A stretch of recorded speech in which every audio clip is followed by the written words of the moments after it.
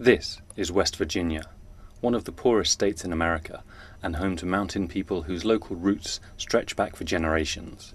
But if the state's synonymous with one thing more than mountains, it's what lies beneath them: coal.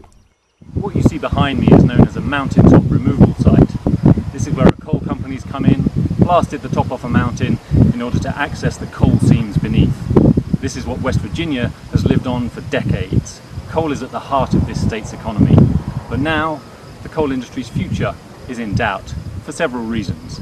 It's facing increased competition from cheap natural gas. There are persistent local concerns about the impact of this process on biodiversity and on the quality of the local water supply. And then there's climate change. The biggest cause of climate change is carbon dioxide, and it's produced in abundance by burning coal. 95% of West Virginia's electricity comes from it. President Barack Obama is trying to wean the US off the fuel.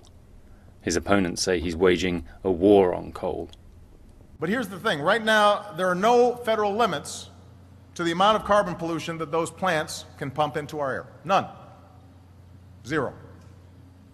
We limit the amount of toxic chemicals like mercury and sulfur and arsenic in our air or our water, but power plants can still dump unlimited amounts of carbon pollution into the air for free. That's not right, that's not safe, and it needs to stop. Next week, the Obama administration will release new rules designed to cut that carbon pollution. The coal industry has learned to expect the worst. 4,000 of its miners have already lost their jobs since 2008. So from the day this president took office, we've been having a more difficult time getting our permits. You know, when the whole world was, when the whole country was receiving stimulus money, we were just trying to get a mining permit or a business permit so that we could put hundreds of people to work manufacturing power, which is what we do here in West Virginia.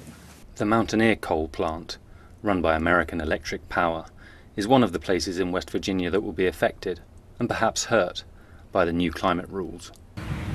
The plume you see belching out of the power station behind me is what many people would view as a symbol of dirty coal power. But in this case, it's actually misleading. Most of the bad pollutants, the sulfur oxides, the nitrogen oxides, have been cleansed from the plume. It's mostly made up of oxygen and nitrogen. But it's what you don't see that's the problem. There's also carbon dioxide coming out of this plant. And that's the biggest concern right now of President Barack Obama as he tries to tackle climate change.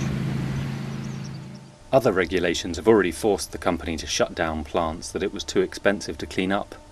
The question is whether the new carbon dioxide rules will make coal power economically unviable. If the targets for carbon in this rule are very aggressive with short compliance deadlines, does it lead to another wave of retirements of coal units? And what are the implications of that for the reliability of the electric grid?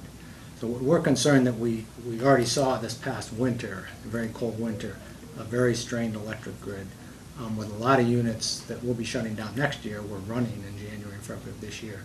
They won't be there come a little more than a year from now. If more units go offline in a very short period of time, that has reliability implications. It will be up to the state government here in Charleston to decide how to implement the rules, but it's more likely that it will choose to challenge them in the courts instead. The Democrats who control this state don't have much affinity with Barack Obama, and they haven't done much to diversify the economy away from coal. Until that happens, the president's climate policies are likely to lead to more economic pain for West Virginia. This is Barney Jopson with the Financial Times in Charleston.